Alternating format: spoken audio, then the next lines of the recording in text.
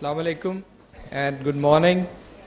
Welcome to the joint press takeout by the Honorable Foreign Ministers, His Excellency Shah Mehmood Qureshi and His Excellency Heiko Maas of Germany. As you have seen, there is a growing momentum in our bilateral relations. This is the second visit to Pakistan by Foreign Minister Maas this year. Foreign Minister Qureshi had also visited Germany earlier this year. We are also celebrating 70 years of establishment of diplomatic relations this year. In the interactions today, aspect of bilateral relations, and apart from that, the discussions had a regional focus. Remarks. My dear friend, colleague, Foreign Minister Heiko Maas, I welcome you to Pakistan and to the Foreign Office once again. This is, as the spokesman said, our third meeting this year, and believe you me, every meeting helps in understanding each other better and creating an enabling environment to further deepen our bilateral relations.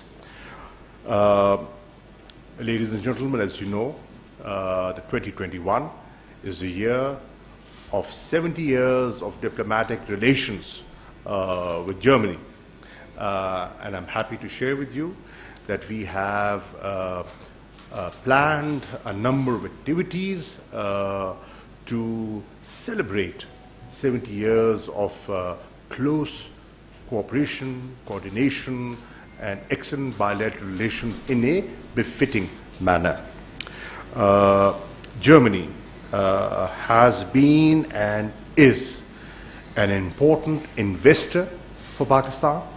There are over 35 multinationals operating and working in Pakistan as I speak to you and doing well.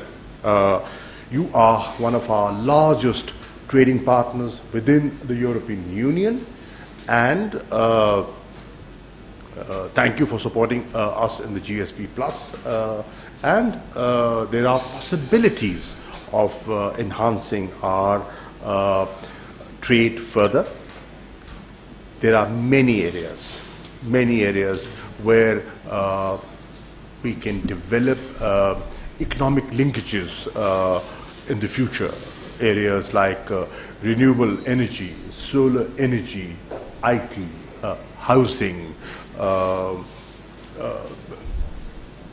many other areas where we electric vehicles, and there are opportunities that Germany must avail, in my view.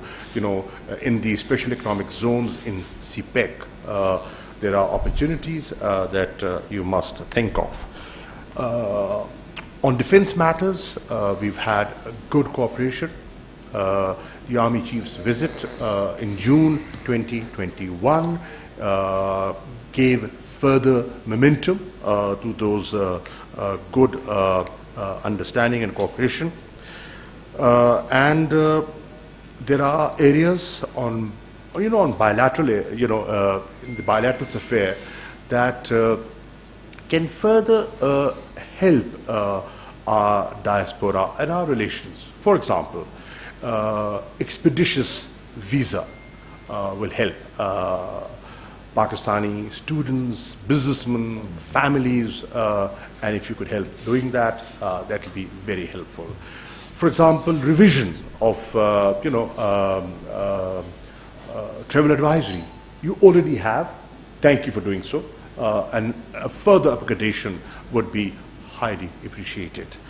At the same time, we want to further sort of broaden our presence. Like Chancellor in Munich, Pakistan is very keen. It's an important station, and we feel that our presence would add value to what we have over there. Ladies and gentlemen, we discussed the latest situation in Afghanistan.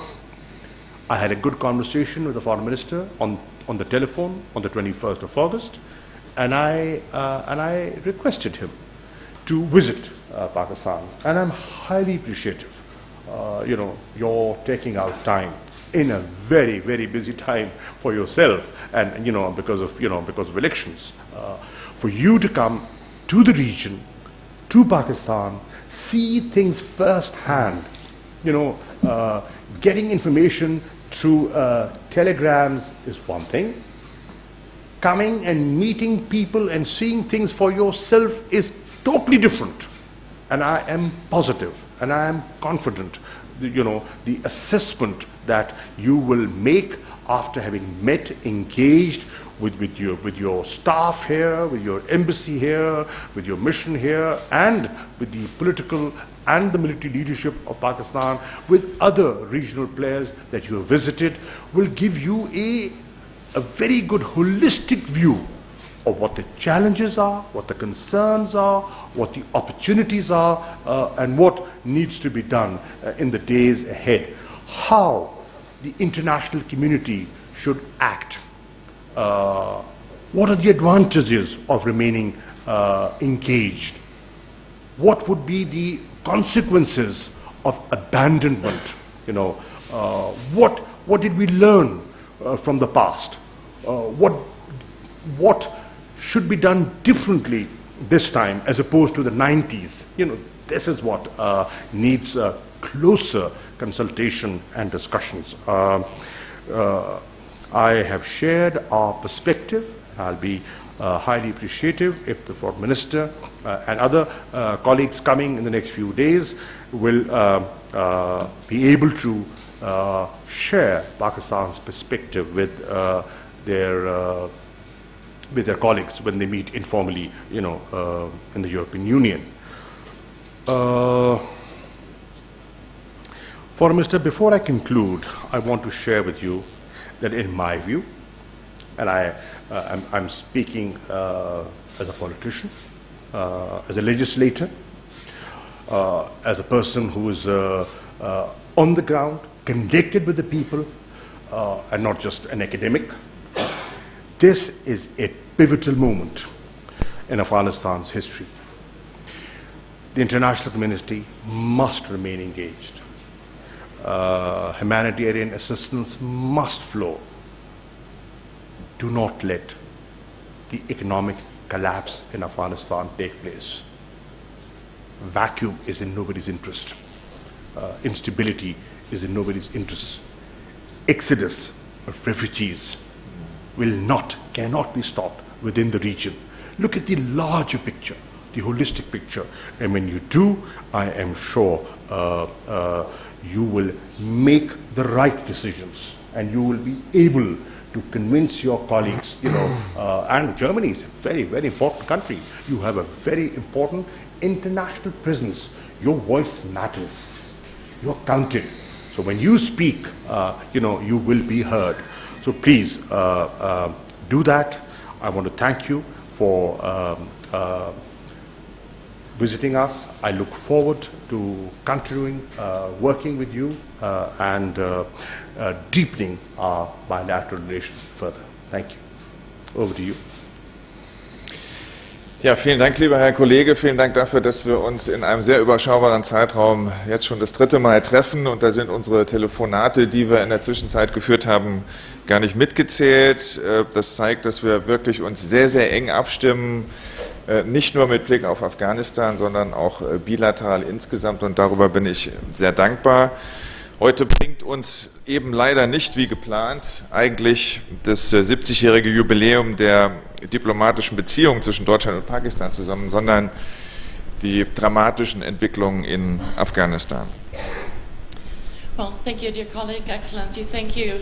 This is indeed the third meeting in a very short period of time, and I'm not counting phone calls in it. And it shows just how close Germany and Pakistan are coordinating, not only as far as Afghanistan is concerned, but also as far as our bilateral relations are concerned. And I'm very delighted and happy and grateful for that. Unfortunately, we're not gathered here today on the occasion of the 70th anniversary of the diplomatic relations between Pakistan and Germany, but rather we're here because of the dramatic developments in Afghanistan. In dem internationalen Kraftakt, den es in den letzten Tagen gegeben hat mit vielen internationalen Partnern, haben wir in dieser Zeit verschiedene Personengruppen, deutsche Staatsangehörige, Ortskräfte und schutzbedürftige Menschen die Ausreise aus Afghanistan ermöglicht. Und auch Pakistan hat einen Anteil daran, dass das gelungen ist. So konnten zum Beispiel mit der Luftbrücke, die zwischen Islamabad und Kabul eingerichtet wurde, durch unsere niederländischen Partner auch deutsche Staatsbürger ausgeflogen werden, auch solche, die zur Aufnahme in Deutschland berechtigt gewesen sind. Und dafür will ich mich heute an dieser Stelle noch einmal ganz herzlich bedanken.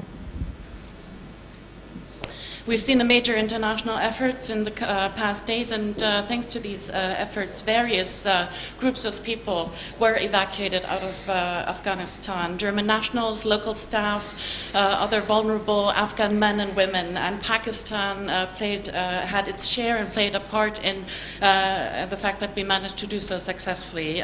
For example, also thanks to the airlift between Islamabad and Kabul, which was established by our Dutch partners, we were able to evacuate German citizens and other people deemed eligible for admission in Germany, and I'm deeply grateful and thank you for that. Und als Nachbarstaat bekommt Pakistan die Auswirkungen der Krise ganz besonders zu spüren, wie das für die Nachbarstaaten insgesamt gilt. Wir wissen um die politisch-wirtschaftlichen und auch gesellschaftlichen Folgen, die das hat und auch haben kann.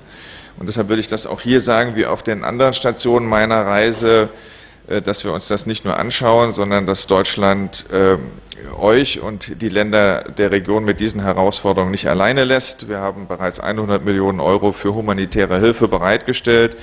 Mit weiteren 500 Millionen Euro wird die Bundesregierung auch die Nachbarstaaten über konkrete Projekte und Maßnahmen unterstützen. Und wir werden aber auch darüber hinaus ganz konkrete Projekte noch einmal darüber hinaus fordern, etwa beim Thema Grenzmanagement bis hin zu den Fragen Extremismusprävention.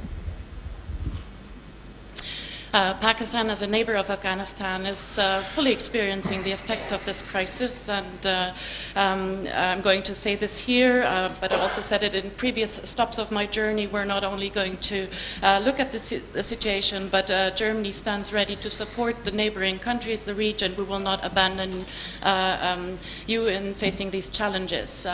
So we've already provided 100 million euro in humanitarian assistance, and the federal government also pledged 500 million euro for projects and measures in the neighboring countries. And beyond that, we're also promoting tangible, concrete projects such as border management and projects pertaining to the prevention of extremism. Wir haben in den letzten Wochen, wir tun dies aktuell und wir werden das auch in der Zukunft tun, sehr eng zusammengearbeitet mit Pakistan, wenn es darum ging, deutsche Staatsbürger nach Deutschland zu bringen. Wir wissen, dass es weiterhin deutsche Staatsbürger in Afghanistan gibt, auch solche, die einen Aufenthaltstitel in Deutschland bekommen. Und wir wollen als Bundesregierung dafür sorgen, dass denjenigen auch die Möglichkeit gegeben wird, in Zukunft nach Ende der militärischen Luftbrücke das Land zu verlassen und nach Deutschland zu kommen. Und auch dazu haben wir heute gesprochen und auch dazu werden wir in Zukunft weiter eng zusammenarbeiten, wofür ich auch außerordentlich dankbar bin. In the past weeks and also today and in the future, we're closely coordinating with Pakistan as far as the evacuation of German citizens to Germany is concerned. We know that there are still German nationals in Afghanistan right now and people who have received a residency permit to come to Germany. And of course, we also want to make sure that those people have the possibility after the end of the military evacuation to come to Germany. And this is what we talked about today, and we're also going to coordinate and closely cooperate in the future regarding this. And I'd like to express my gratitude and thank you for your efforts in this regard. Thank you. Thank you, ministers. I believe the foreign ministers would have time to take a couple of questions. Kindly introduce yourself while posing your question. Gentlemen on the right side. Michael Fischer, Deutsche Presseagentur. Herr Minister Maas, die letzten US-Soldaten haben gestern oder heute Nacht Afghanistan verlassen. Der internationale Militäreinsatz ist jetzt beendet. Für die Bemühungen, schutzbedürftige Afghanen außer Landes zu bringen, bedeutet das, dass man nun vollständig auf die Taliban angewiesen ist. Mich würde interessieren, für wie verlässlich Sie die Zusage der Taliban erhalten, freies Geleit zu gewähren bei der Ausreise auf dem Landweg. Und wann, glauben Sie, wird vom Flughafen Kabul der erste Charterflug starten? And Minister Qureshi, Pakistan has taken in millions of refugees over the last 40 years. Nowadays, your refugee policy is very restrictive. Can you imagine under any circumstances to change this policy, for example, if massive international aid would be granted? I'm going to quickly interpret the question into English. Yes, No, yes. no. Okay. The last American soldiers have left Afghanistan last night. The military mission has ended. So in order to evacuate vulnerable Afghan citizens, we rely fully on the Taliban now. It depends on their pledges to guarantee free travel via land routes. When, Mr. Minister, is the first charter flight going to take off Kabul Airport again? Zunächst einmal gibt es die Zusagen der Taliban. Ob man sich darauf verlassen kann, wird man, glaube ich, erst in den kommenden Tagen und auch Wochen sehen. Möglicherweise wird in Kürze eine neue Regierung von den Taliban vorgestellt. Auch das wird einen ersten Hinweis darauf geben, ob unserer Forderung, dass diese Regierung eine inklusive sein soll, auch gerecht geworden ist. Wir halten es für wichtig, auch den Teil der afghanischen Bevölkerung, der nicht durch die Taliban repräsentiert wird, in dieser Regierung zu repräsentieren. Und wir werden sehen, wie dies von den Taliban bei der Vorstellung ihrer neuen Regierung auch berücksichtigt worden ist.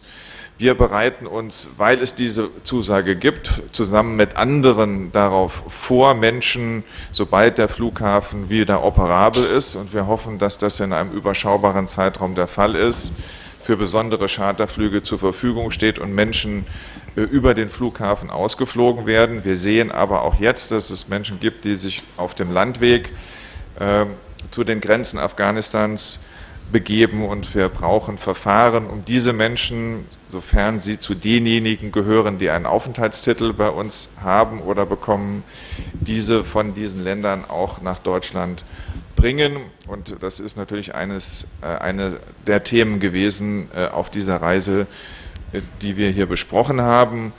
Und ich fliege heute weiter nach Doha.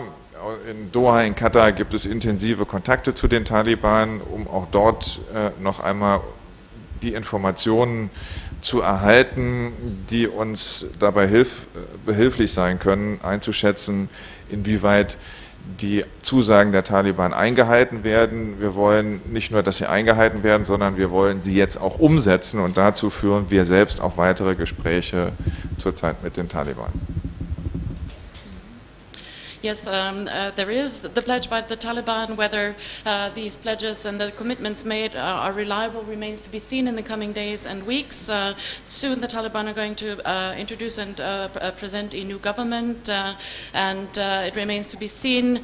This is an indicator for us. It remains to be seen if this government is as inclusive a government as we demanded it to be. It is important for us that all Afghans, also Afghans who do not support the Taliban, are represented and feel represented by this government. And it remains to be seen if the Taliban will take this into account. We're also preparing, in close cooperation with others, to organize charter flights as soon as Kabul Airport is operable again. And we will see, we're already seeing now that people are traveling via land routes to the borders of Afghanistan, and we need procedures to make these people, to bring these people people to Germany if they're eligible for admission to Germany and to bring them to Germany. This is a topic that I discussed with my colleagues during this trip, and I'm also going to travel to Doha, Qatar, where there are contacts to the Taliban and discussions with the Taliban, and I hope we will receive the information and get the necessary information that we need in order to assess if the Taliban will honor their commitments and honor their pledges, but not only honoring them, but also will act on them. Responding to your question, aware of the fact that we are hosting over 3 billion Afghan refugees for decades. We've been as hospitable as we could, and they have been secure here. They have had health facilities, education facilities in Pakistan, and they've also, been given opportunities for livelihood in Pakistan. Now, can we take more? The honest answer is that it's not a question of assistance only, economic assistance, and you said if the international community is willing to give more money, can you take them? It's not a question of money. We've been hosting them without money and without international assistance. The question is of capacity.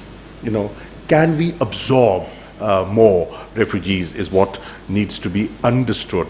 That is one. Secondly, despite the challenging situation in Afghanistan, security situation, as well as the COVID situation, we've kept our borders open for pedestrian crossing. People who have documents have been allowed in. Trade has continued from Chaman and from Torkham. So we facilitated in every possible way to keep things calm and stable in Afghanistan. What we need to work on, and that is what we've discussed, is why not create an environment within Afghanistan that there is no need for refugees. The idea is to help and the international community to play its role, remain engaged, so that the need for exodus is not there. That should be our preference number one. Thank you. I believe there is a request from one of our German colleagues. Daniel Brössler, Süddeutsche Zeitung. Herr Maas, ich würde gerne nochmal auf den endgültigen Abzug der US-Treppen zu sprechen kommen. Das ist ja eine Zäsur. Ich würde Sie bitten, hier nochmal ein grundsätzlicheres Fazit zu ziehen. Wie groß war hier insgesamt das Versagen des Westens, Deutschlands und auch von Ihnen persönlich? Und Ihr Gastgeber hat ja gesagt, es ist was anderes, die Entwicklung aus der Ferne zu sehen. Man muss sich das in der Region anschauen. Welche Lehren ziehen Sie aus dem, was Sie hier in der Region hören, und inwieweit unterscheidet sich vielleicht das von den Diskussionen in Berlin? And Minister Qureshi, if I may, there's a lot of criticism in Germany about not timely and not correct assessments of the development of the recent developments in Afghanistan. Do you share this criticism, and what is your assessment on the reaction of the West so far now on the new situation? Would you expect the West to recognize the Taliban and to work with them, and do you see too much mistrust on the side of the West towards the Taliban? What was the last part? If you have the impression. Turning point, and I would kindly ask you to take stock how big. Most rightly said, it's different whether you look on from afar, or whether you travel to the region and see for yourself. What lessons do you draw? Assessment. There is unanimity that the assessment proved wrong. Perhaps the people, the Ashraf Ghani government was painting a picture to the West and allies who were supporting them of everything is fine, the problem is created somewhere else, otherwise Afghanistan is fine. Governance is doing okay, institutions are functioning, but the fact is that they were not speaking the truth. They were lying. They were miscalculating. And that miscalculation has shaken the world. This sudden collapse that you saw, where were those 300,000 people trained, equipped? Where were those institutions that were sort of erected over 20 years? Why did the government collapse the way it did? Why did you flee? Why didn't you hold your ground and stand for what you believe in? Your pronouncement was, I will be there and I'll fight to the last. But you fled with your aides and colleagues. And that resulted in that sudden and immediate collapse. So, in fact, allow me to say, we are neighbors. I shared this with the foreign minister. We are neighbors. Even it was so sudden that we could not anticipate things. When the Taliban were moving into Kabul, even they were perplexed to see the lack of resistance. Right? So, that is the situation. Now, the question of recognition. As the foreign minister said, that the international community is waiting and watching. I would suggest that the initial statements that are coming out of the Taliban leadership are encouraging. They're positive. We should nudge them in the right direction and give them the benefit of doubt. Obviously, they will have to act on the pronouncements, and it's a question of time.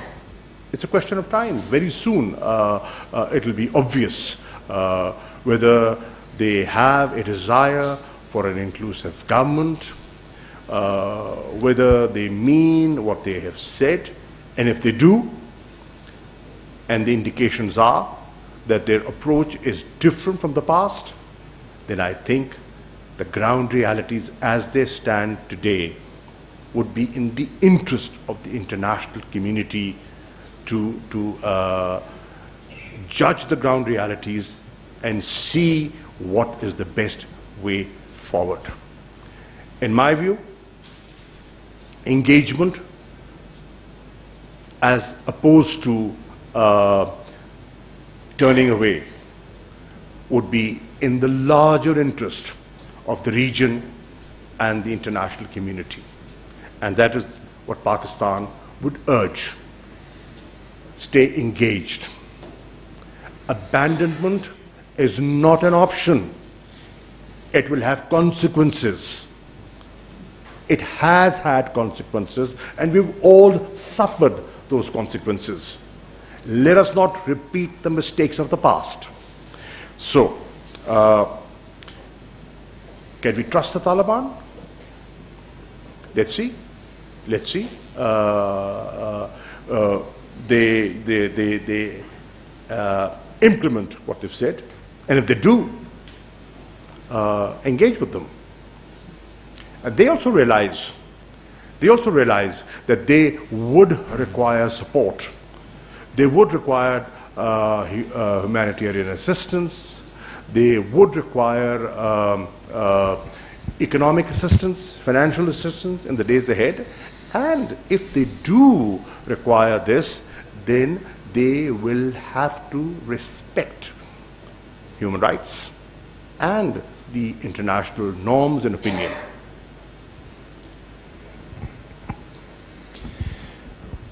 Zu der Frage, die an mich gestellt wurde, für mich gibt es eine große Lehre aus dem Scheitern in Afghanistan. Das ist nämlich die Frage, für was sind militärische Interventionen geeignet und für was nicht. Ich glaube, dass eine militärische Intervention geeignet ist, um eine terroristische Bedrohung zu beenden, um einen Krieg zu beenden und um die Verletzung von Menschenrechten zu beenden.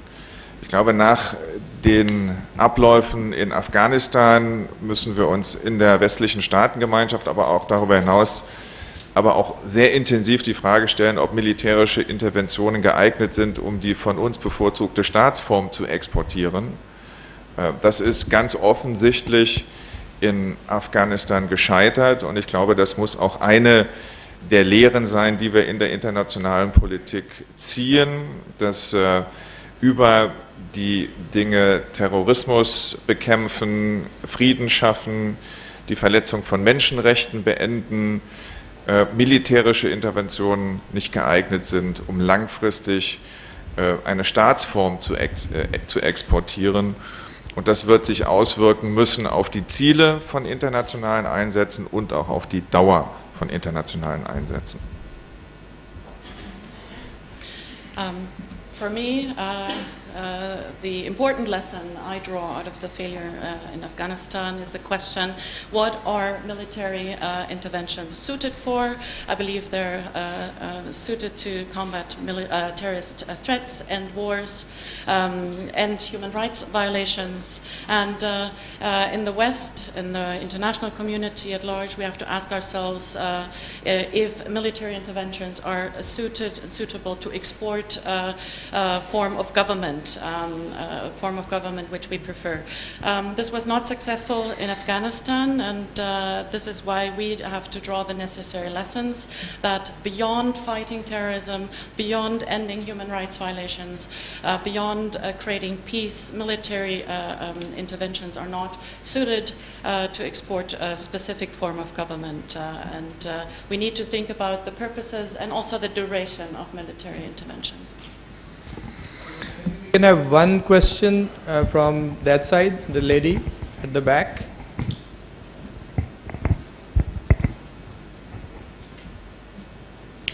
Mr. Shah Mehmood Qureshi, my question is from you.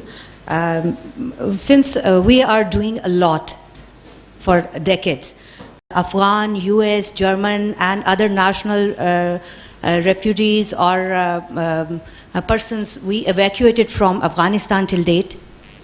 To date, I can't give you the exact figure, but I'll give you a rough figure. And the rough figure is that we have from the 15th of August till the 30th of August, we've evacuated safely over 10,000. Maybe we can have a question from the gentleman in the fourth row.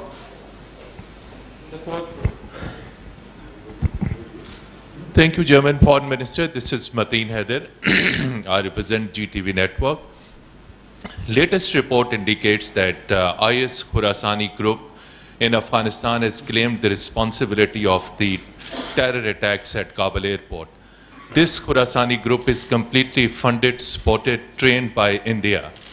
So Indian role in Afghanistan is totally destructive. That has been in the previous regime, and in the latest attack it has been proven.